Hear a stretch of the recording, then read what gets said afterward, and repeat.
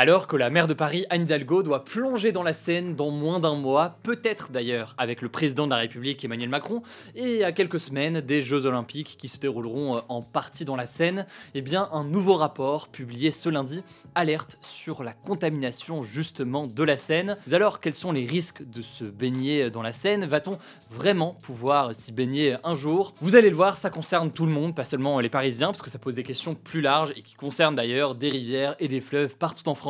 C'est donc le sujet à la une des actualités du jour. Depuis 1923, en théorie, il est interdit de se baigner dans la Seine à Paris, mais avec la mise en place du plan baignade, eh bien les autorités se sont donné comme objectif de dépolluer la Seine pour que les épreuves de nage en eau libre et de triathlon pendant les Jeux Olympiques à Paris eh bien, se déroulent directement dans la Seine. L'autre objectif par ailleurs, au-delà des Jeux Olympiques, c'est que tout le monde puisse s'y baigner dès l'été 2025. Alors avant les athlètes au mois de juillet, Anne Hidalgo a prévu de montrer l'exemple en quelque sorte en s'y baignant le 23 juin prochain, accompagnée notamment du préfet de police de Paris, Laurent Nunez, ou encore du préfet de la région, Marc Guillaume. Ça promet des images assez particulières, sachant que Emmanuel Macron a lui aussi évoqué à plusieurs reprises qu'il se baignerait dans la Seine, mais pour le moment, on ne sait pas s'il plongera avec les autres le 23 juin prochain. Bon, mais le truc c'est que pour pouvoir se baigner dans la Seine, il faut qu'il n'y ait pas de risque trop important. Alors sur la question du risque d'animaux ou autre qui est alimenté par bien des films qui vont sortir notamment sur Netflix, on en reparle juste après, mais en réalité, le risque le plus important,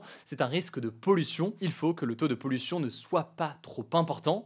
Alors de quelle pollution ici parle-t-on? En fait, jusqu'ici, la Seine était interdite à la baignade parce qu'elle contient de nombreuses bactéries qui peuvent être mauvaises pour la santé. Par exemple, en avril dernier, l'ONG Surfrider Foundation avait sorti une étude qui montrait une surprolifération de bactéries dans l'eau de la Seine. Concrètement, l'ONG avait effectué 14 prélèvements entre le 28 septembre 2023 et le 21 mars 2024 au niveau des ponts Alexandre III et des ponts de l'Alma. C'est donc des lieux où doivent se dérouler en fait plusieurs épreuves cet été. Or finalement, sur les 14 prélèvements qui ont été effectués par l'ASSO, eh bien 13 comportent des niveaux de présence de bactéries qui sont supérieurs aux normes sanitaires. Concrètement, on parle de bactéries E. coli et entérocoques. Et c'est des bactéries, vous les connaissez peut-être, vous en avez peut-être déjà entendu parler, qui peuvent provoquer des otites, des conjonctivites, des gastro-entérites, mais aussi des problèmes dermatologiques, donc des problèmes de peau avec des plaques ou encore des démangeaisons. Face à cela, l'ONG a donc demandé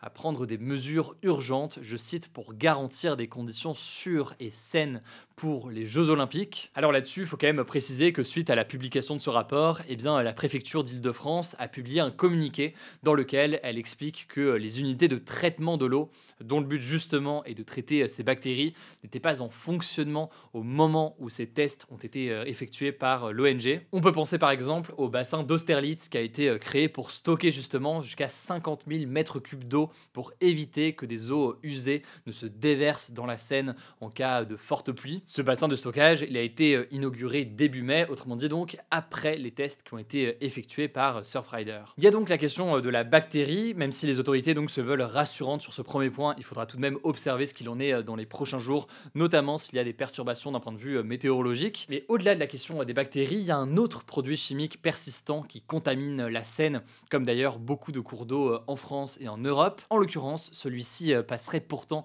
sous les radars. C'est ce qu'indique un nouveau rapport qui a été établi par les associations du réseau européen d'action sur les pesticides. Or, d'après ce rapport, les cours d'eau en Europe font face à une contamination généralisée par l'acide trifluoroacétique. C'est très dur à prononcer, c'est pour ça qu'il y a un autre terme qui est le TFA. En fait, le TFA, c'est un polluant éternel issu notamment de la dégradation des pesticides. Alors, polluant éternel, on en a déjà parlé dans ce format des Actus du jour. On parle ici des PFAS. C'est donc des substances chimiques toxiques qui sont développées souvent pour résister à l'eau ou encore à la chaleur, mais qui eh bien, ne sont pas sans risque pour la population humaine. On avait parlé notamment des poils Tefal il y a quelques semaines, et je me voulais plus d'informations plus larges sur la question des PFAS. On avait fait une vidéo dans ce format des Actus du jour il y a environ un mois. Vous aviez été près d'1 million d'ailleurs à voir cette vidéo, signe que c'est un sujet qui vous avait intéressé. Je vous mets le lien en description si vous voulez en savoir plus. Bref, le réseau européen d'action contre les pesticides a prélevé en fait des échantillons d'eau dans 23 fleuves et 6 nappes phréatiques dans 10 pays de l'Union européenne européennes, dont la France. Et le résultat, c'est que sur ces échantillons, les concentrations de TFA étaient en moyenne 70 fois plus élevées que la concentration moyenne de tous les autres PFAS qui peuvent exister. Et en l'occurrence, la Seine est le deuxième fleuve le plus pollué en TFA, ce qui forcément donc interroge pas mal. Alors pour le toxicologue Jacob de Boer, qui est interrogé par le journal Le Monde dans un article que je vous mets en description, nager de temps en temps dans une eau polluée en TFA ne devrait pas affecter les gens, mais il recommande de ne pas s'y baigner régulièrement. En effet, on peut noter que l'exposition aux polluants éternels, elle peut être associée à certains cancers ou alors notamment à des perturbations du système reproducteur. Et si on parle plus précisément des TFA, en l'occurrence, on n'a pas beaucoup d'informations sur ce polluant éternel aujourd'hui. Il y a donc en quelque sorte un principe de précaution qui doit s'appliquer selon Jacob de Boer. Le TFA, il n'est pas spécifiquement réglementé, il est même classé comme, je cite, non pertinent par les autorités européennes.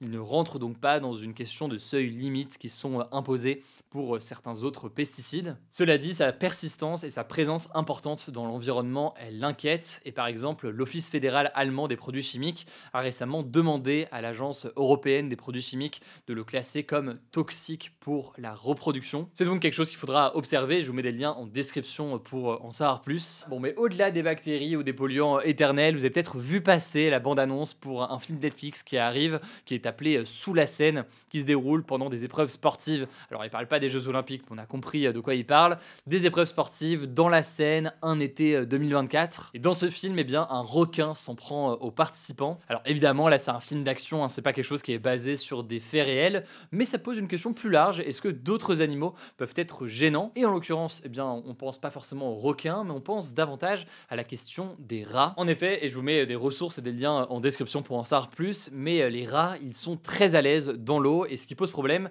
c'est leur urine qui peut contenir des bactéries qui transmettent des maladies comme la leptospirose, qui est une maladie parfois surnommée la maladie du rat. C'est une maladie qui se transmet à l'être humain par contact de la peau ou d'une muqueuse avec de l'eau douce qui a été justement contaminée par de l'urine. Mais là-dessus, les athlètes en tout cas qui sont habitués donc à ces questions, parce que ce n'est pas qu'à Paris ou dans la Seine qu'ils vont se baigner, et ils font en l'occurrence eh bien des épreuves dans d'autres cours d'eau partout dans le monde, ils se veulent relativement rassurants en estimant qu'il y a suffisamment de contrôle et que c'est une question qui revient de toute façon à chaque fois sur ce genre d'épreuve. Je vous mets là-dessus des liens en description pour en savoir plus. Alors face à tout cela, est-ce que les athlètes vont pouvoir se baigner dans la Seine? Eh bien a priori oui, puisqu'en mars dernier, le préfet d'Île-de-France a affirmé qu'il n'y avait pas de plan B pour les JO. Concrètement, ce que ça veut dire, c'est que si l'eau est trop polluée le jour de l'épreuve, typiquement en raison de perturbations météorologiques, d'une forte pluie ou autre, et qu'il y a un besoin, eh bien elle serait alors reportée par exemple d'un jour ou deux pour pouvoir faire en sorte de faire cette épreuve. Par ailleurs, on peut noter que c'est plus largement près d'1,5 milliard d'euros qui ont été investis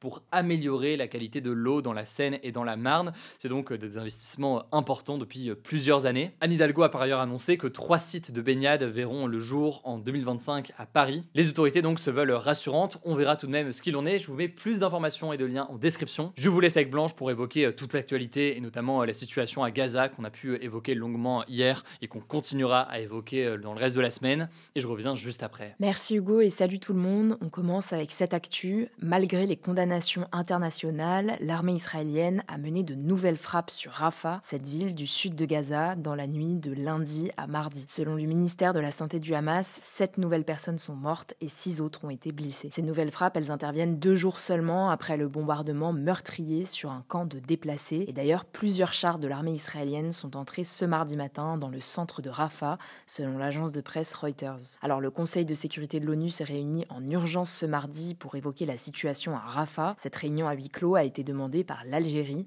membre non permanent du Conseil. En tout cas, l'ONU a demandé une enquête complète et transparente sur le bombardement de Rafah, qui a fait, je le rappelle, 45 morts et plus de 200 blessés selon le ministère de la Santé du Hamas. Et son secrétaire général, Antonio Guterres, a déclaré sur X, je cite, que ces horreurs doivent cesser. Sinon, 3 pays européens, l'Espagne, l'Irlande et la Norvège, ont reconnu officiellement ce mardi l'État de Palestine. Ils estiment que leur initiative a une portée symbolique très forte qui pourrait amener d'autres États à les rejoindre. Sur les 193 pays de l'ONU, 146 reconnaissent un État palestinien et la France, les États-Unis ou encore le Canada n'en font pas partie. Deuxième actu, l'état d'urgence est levé depuis ce lundi soir, heure de Paris, dans le territoire d'outre-mer de Nouvelle-Calédonie, après 2 semaines d'émeutes. Cependant, le couvre-feu reste en vigueur entre 18h et 6h du matin et la vente d'alcool est toujours interdite, tout comme le transport et le port d'armes. Concernant les barrages, il y en a de moins en moins, mais les transports sont encore perturbés, notamment le réseau de bus qui dessert la capitale, Nouméa, qui est toujours paralysé. Par ailleurs, l'aéroport international est toujours fermé aux vols commerciaux, au moins jusqu'à dimanche. Troisième actu, une proposition de loi du parti de droite Les Républicains sur les transitions de genre chez les mineurs était examinée ce mardi au Sénat. Les transitions de genre, c'est donc pour les personnes transgenres, des personnes qui ne se reconnaissent pas dans le genre qui leur a été attribué à la naissance. Et donc parmi les mesures proposées dans ce texte, il y a l'interdiction de la prescription de traitements hormonaux avant 18 ans, qui permettent notamment l'aggravation de la voix ou encore la croissance des seins, et le fait de limiter l'accès à des médicaments bloqueurs de puberté. L'objectif, selon les auteurs, c'est de donner du temps aux mineurs qui se posent des questions sur leur identité. Sauf qu'en France, c'est important de le noter, les transitions médicales d'enfants transgenres restent rares. Pour vous donner une idée, sur les 239 mineurs suivis entre 2012 et 2022 à l'hôpital de la Pitié-Salpêtrière à Paris, seuls 11% ont reçu des bloqueurs de puberté. En tout cas, cette proposition inquiète les associations de défense des personnes transgenres. Selon Anaïs Perrin-Prével, directrice de l'association Outrance interrogée par France Info, ce texte serait l'un des plus restrictifs au monde en matière de prise en charge des mineurs trans.